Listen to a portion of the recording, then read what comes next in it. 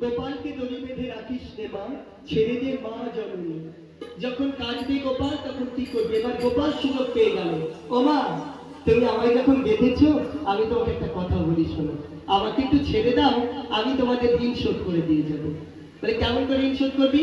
বলে গায়ে গায়ে ঘুরে ঘুরে ঋণ শোধ করবো। ও মা, সেই দিন যে গোপাল কথা দিয়েছিল না, সেই ঋণকে শোধ করবার জন্য কলিযুগে আবার এসেছিল। সেই ঋণ শোধ করবার জন্য গোপাল আবার কলিযুগে এলো। মাকে রেখে তিনি ভিক্ষা করতে সন্ন্যাস নিয়ে বেরিয়েছিলেন। ওই দিনের ভিক্ষা আজও শেষ হয়নি, আজও চলছে। সেদিন কি বলেছিলেন? আর আমাদের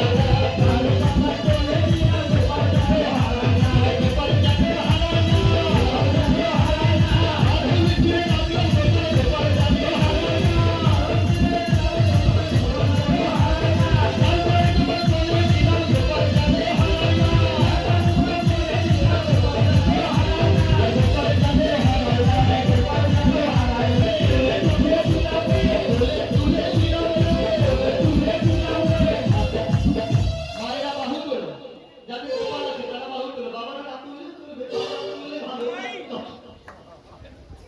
বাবারা না তুললে অসুবিধা নেই, গোপাল তো মায়েদের, বাবাদের তো না। নন্দ বাবা কি বলেছিল, উদ্ধব মহারাজ তোমাকে দেখে ভালো লাগছে, তুমি পণ্ডিত, কিন্তু আজকে মনে হচ্ছে তোমার কোনো জ্ঞান ট্যান নাই। বলে কেন? তুমি বলছো গোপাল কৃষ্ণ, গোপাল ভগবান, আরে তোমার কাছে ভগবান হতে পারে, কিন্তু বাবার কাছে তার সন্তান ভগবান হয় না।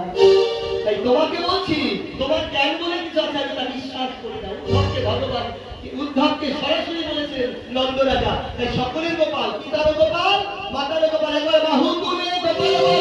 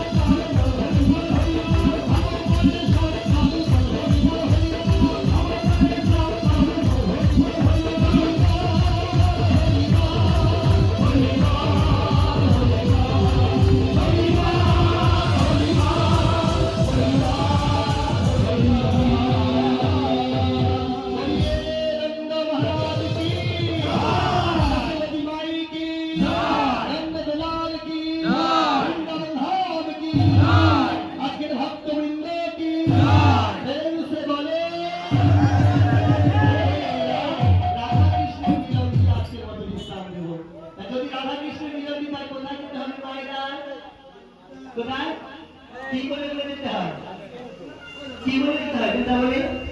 চলো রে মনসি, এটাই বৃন্দাবন ধাম হয়ে দাঁড়াচ্ছে। চলো রে মনসি,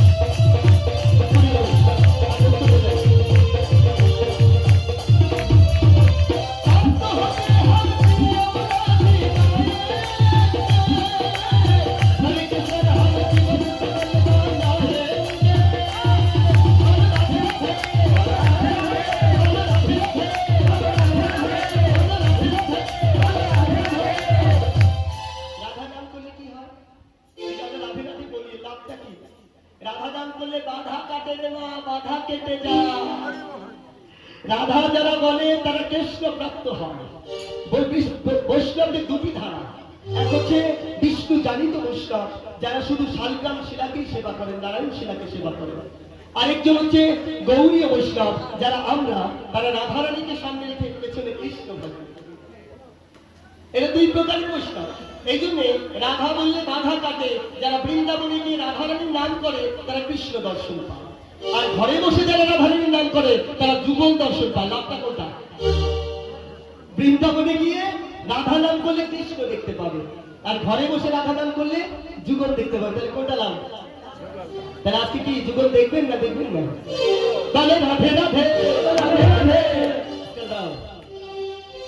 চলো রে মনসি বৃন্দাবন।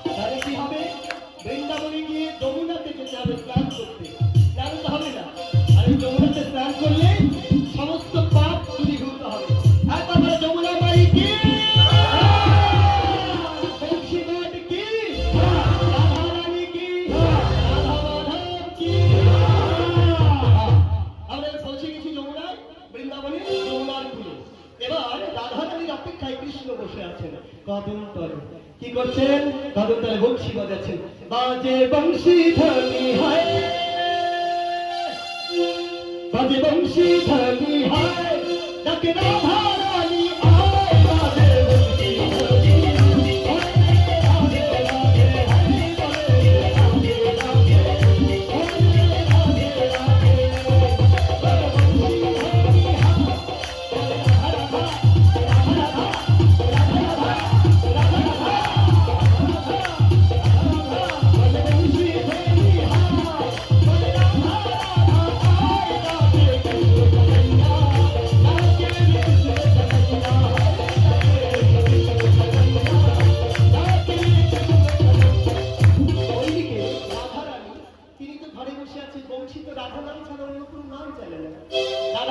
সখী তারে নিষেধ করে দে,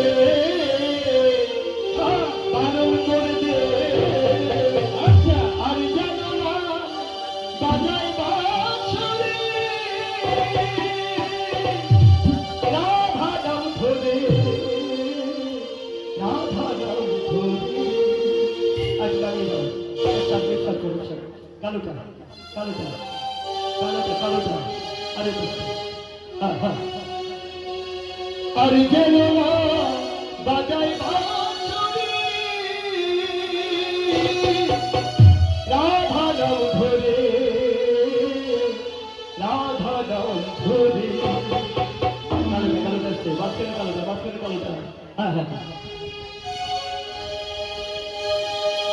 আসিতে ঘরের কোণে বসিতে চলে তারে, আসিতে ঘরের কোণে বসিতে চলে তারে, পাগল করে নিষেধ করে দে, বারণ করে দে, আর জানো না বাজার বাঁশরি,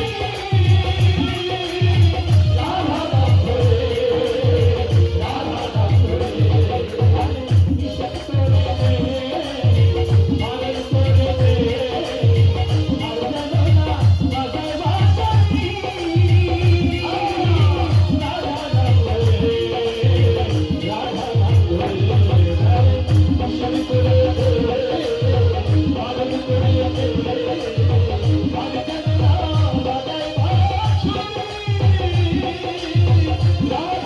ধরে, রাধা নাম ধরে।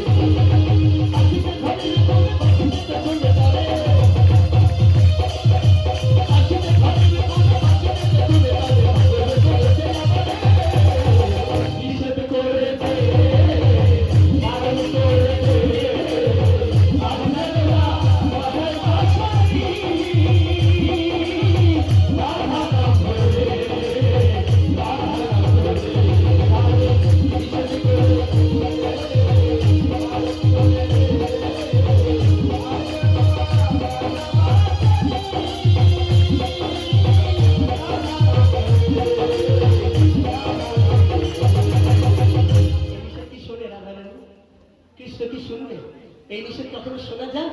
যেহেতু শোনা যায় না, যেহেতু শোনা যায় না, সেহেতু কৃষ্ণ একটা চিন্তা করবে যে বাঁশি তো বাজবে, এই রাতে তোমাকেও আসতে হবে, তাহলে কাকে পাঠাবো? ললিতা, একবার তুমি আমার বান্ধব হও গো, তুমি একবার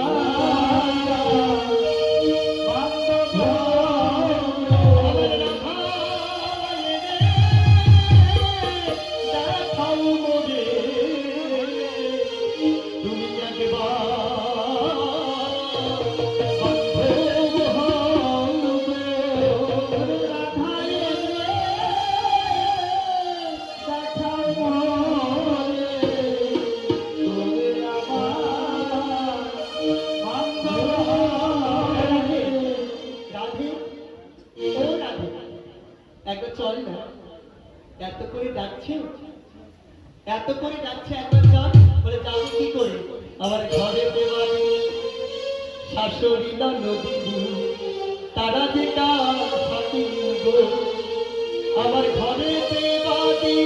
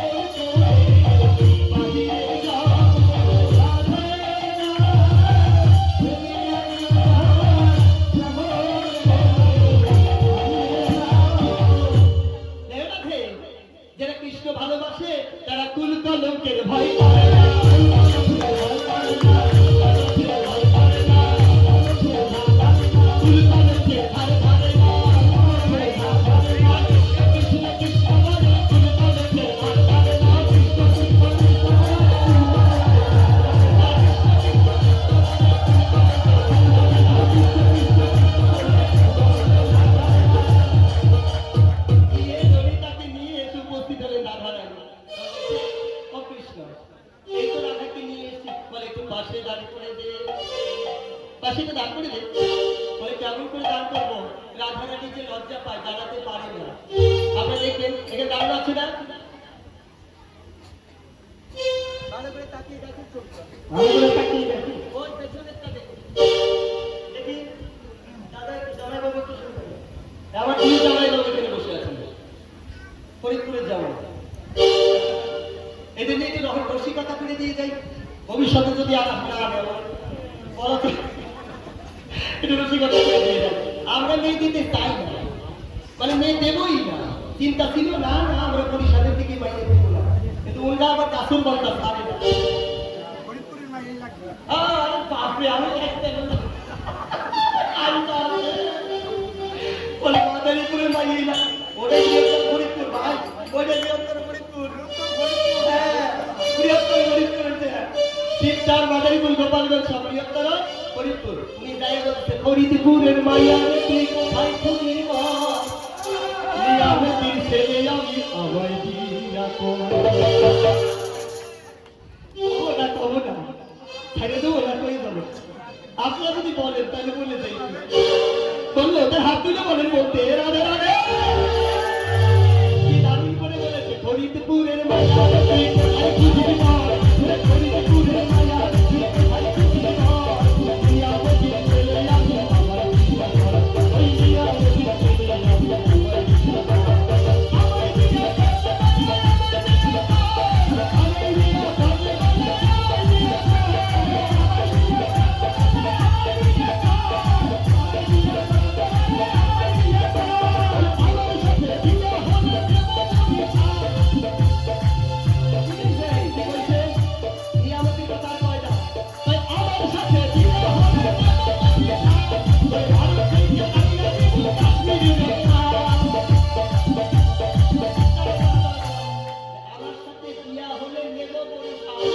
ভারত থেকে আইনা দিব কাজ করি এই সালের দিনটাই আমার বইনার খাওয়া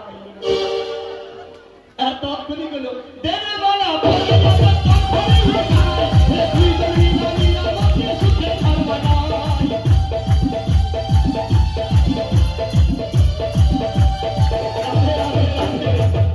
রসিকতা একটু না করলে কি হয় না? এসেছি যখন জামাই বাবুদের দেশে।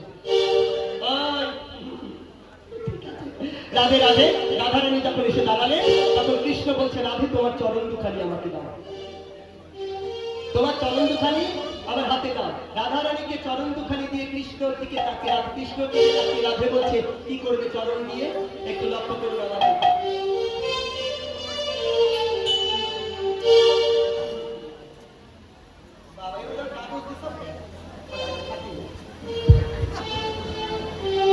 এই তো ধরলো, খুব মজার ব্যাপারটাকে দেখে নেব। চরণ দুখানি হাতে ধরেছে আর হাতে তার প্রসাদী উত্তরীয় রাধ কৃষ্ণের। এরা বলছে রাধে তোমার চরণ আমাকে দাও। বলছে কৃষ্ণ আমার চরণ দিয়ে তুমি কি কথা বলা যাবে?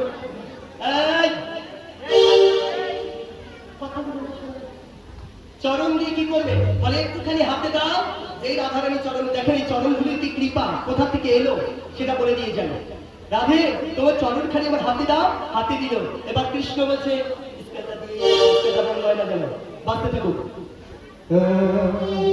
কত ধুলা লেগেছে, কত ধুলা লেগেছে, কত ধুলা লেগেছে, কত ধুলা লেগেছে রাধা তোমার রাঙা চরণে। কি বললো? চরণ ধুলি মুছে কৃষ্ণ তার মুখে লাগাচ্ছে। কত ধুলা লেগেছে, কত ধুলা লেগেছে রাধা তোমার রাঙা চরণে। কত ধুলা লেগেছে রাধা তোমার। তুমি চরণ মুছবে মুছবো, কিন্তু সেই চরণের ধুলি কেন মুখে লাগাচ্ছ? বলছে রাধে তোমার এই চরণ ধুলি আমি আমার গায়ে মুখে লাগালাম কেন? তোমার হৃদয়ে কৃষ্ণ, বাহিরে কৃষ্ণ, কৃষ্ণ অন্তঃপ্রাণ। দিবানিশি নয়ন জলে কর কৃষ্ণ গান। এহেন ভক্ত যদি কোনো দিন আসে আমি চিরজীবন রইব তার চরণে।